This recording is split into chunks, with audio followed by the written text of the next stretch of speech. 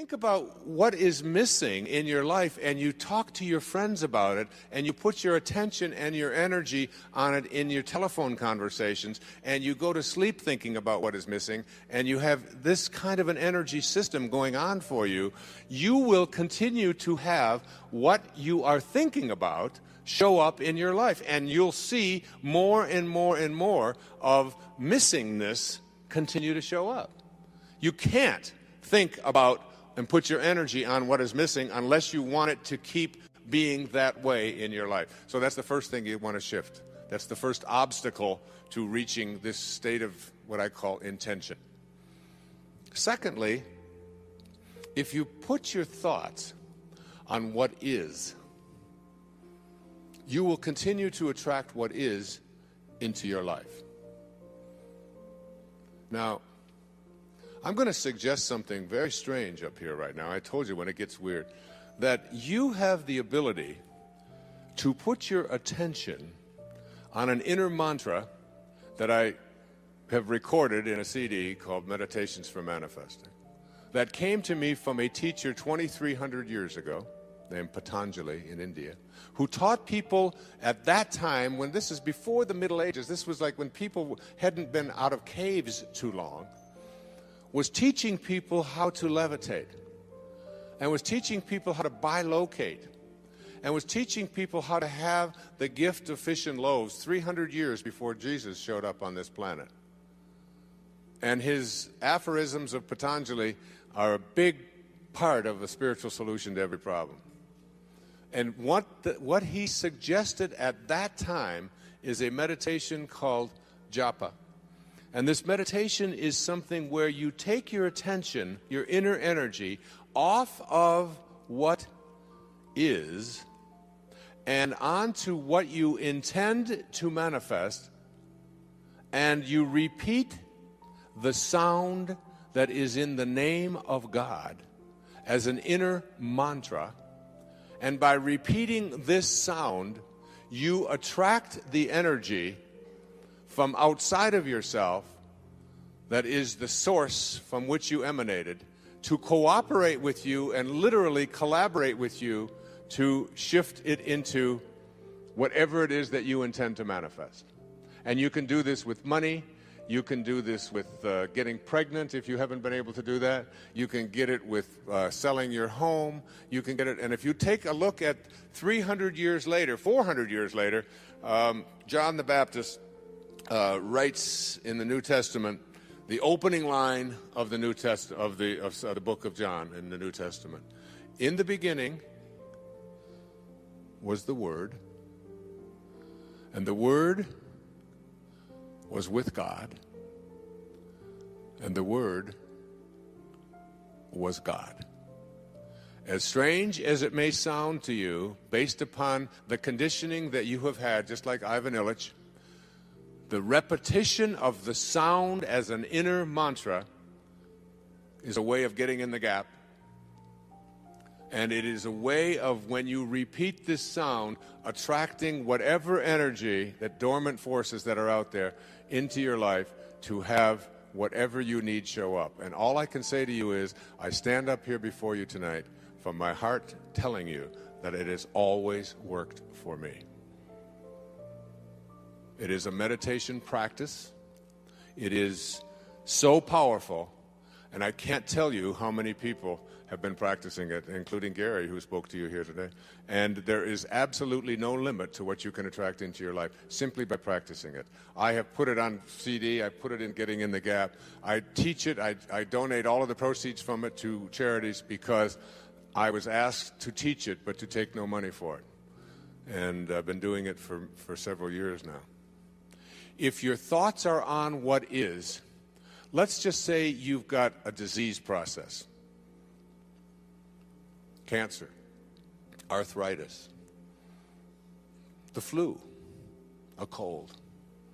If your thoughts are on, if you get a sniffle and your thoughts are on, this is in my nose today, but tomorrow it'll be in my throat. On Wednesday, it'll be down in my chest. On Thursday, I'll probably have a fever. I'm going to have to take Friday off. Now, it's Monday morning. and you've got a sniffle, and in your mind you're taking Friday off with a fever. If this is how you have trained your mind to work, to put your attention on the circumstances of your life, self-actualizing people, Abraham Maslow was a great teacher of mine. I was blessed to know him. I was blessed to be one of his devotees. He died on the 14th of June, 1970, in the same hour that I walked across the stage at Cobo Hall in Detroit receiving my PhD. In the same hour. He passed the baton on. He said, I've taught self-actualization to the academic world. Now you take it to the masses. And Maslow said, self-actualizing people are distinguished from everybody else with this sentence: they must be what they can be. They must be what they can be. And one of those 10 secrets for success and inner peace is that you can't solve a problem with the same mind that created it. And know this, that your mind created everything in your life that you call a problem. And self-actualizing, highly functioning people who live at these extremely, extraordinarily high levels of consciousness never put their thoughts on what is if they don't like what is. Because if your thoughts are on what is, and you despise what is, and if you look at poor people, if you look at unsuccessful people, if you look at sickly people, if you look at tired people, if you look at addicted people, you will see people who put their attention constantly on their problems, on what is wrong, on what isn't working, on what I can't do, and so on. They'll tell you about it, they'll focus on it, and when your thoughts are on what is, and what you think about is what expands, you continue to attract more of what is into your life.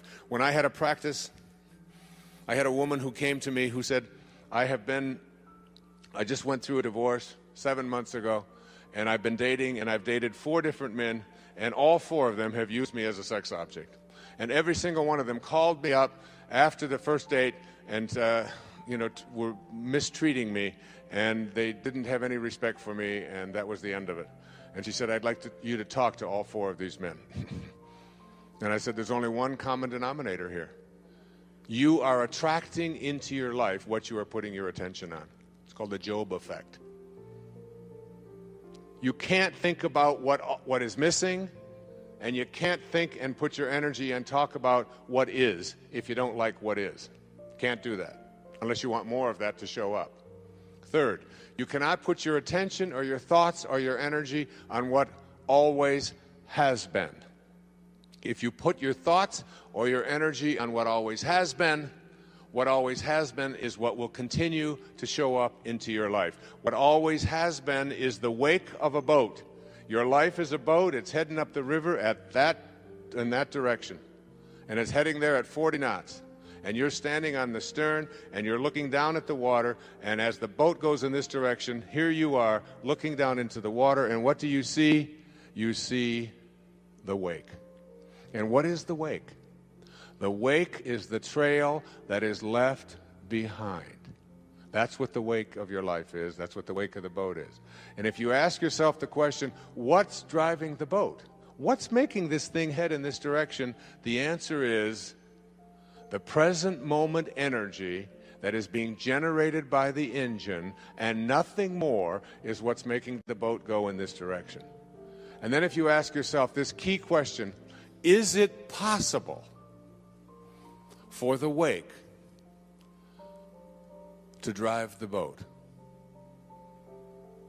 Can a trail that is left behind make a boat go in this direction? What's the answer? Impossible, isn't it? And so too is it impossible for the wake of your life, the trail that you've left behind, to be the reason why your life is going in this direction. It is not because of anything that has happened back here. That's an illusion that we live under. What has happened back here is a trail. The choices you make in this moment. And if your thoughts are on what always has been, this is the way we've always done things, this is the kind of person I am, I can't change, you can't teach an old dog new tricks, all of those cliches that have become so much a part of our life. If your thoughts are on what always has been, and you despise what always has been, you will continue to attract more of what always has been, even though you despise it. It works that way. So you can't think about what's missing, what is, and what always has been. And it gets worse. You cannot think about and put your attention on what they want or expect for you if you want that to change in your life. And there's no shortage of people who have an opinion about what it is that you should be or shouldn't be or how you should be doing it. Most of these are your relatives.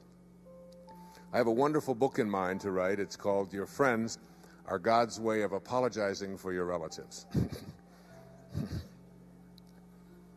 But if I talk to your relatives, they laugh too. So we all have this idea that the reason I'm not getting where I'd like to be, particularly with young people and working with young people over the years, it's because my parents want this, or my parents think that, or my parents won't let me do this. And I always said, well, but why are you so attached to what your parents think? Well, these are my parents, and I have to do it. I said, you can listen to it, you can take it in, but you don't have to embrace it. You don't have to live by that. And certainly when you become adults, when if there are people out there who convince you that you should or shouldn't be doing this or that, then you're going to continue to attract exactly what it is that they have their attention on. So if you put your thoughts on what they want for you, you tell everybody else about how it makes you go from being blissed to pissed just by being in their presence, just by being on the telephone with them, that person, that in-law, that mother, that father, that grandparent, that child, that whoever it might be, is giving you, or even your neighbors or your friends or whomever, your coworkers, are telling you what you should or shouldn't be, and you don't like the advice that they're giving, and you resent very strongly. One of the 10 secrets for success and inner peace says there are no justified resentments. Your resentments are things that destroy you. So if your thoughts are on what they want for you, and what they want for you is something you don't like, you will continue to attract more of and use the attractor energy of the universe to attract more of what they want for you, even though you are upset about it. So here you go. There are 4 things that you can't do with your mind if you want to move into this state of intention that I'll be speaking about tomorrow. And these are, you cannot put your thoughts on what's missing, on the circumstances of your life, on what you always have been, or what others want for you. So you have to learn to do a somersault into the inconceivable and only put your thoughts or your attention on what you intend to manifest for yourself. Every thought that you have is an energy. Everything in the universe is an energy.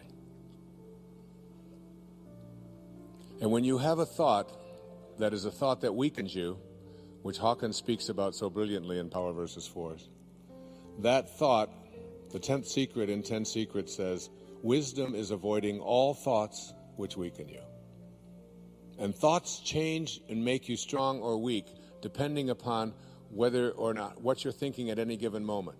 The instant that you put something into your body and hold it close to it, the moment that you move into the energy field of someone who is negative, and I'll be speaking more about this tomorrow afternoon and doing a little bit more of demonstration on it, that everything in this universe is an energy.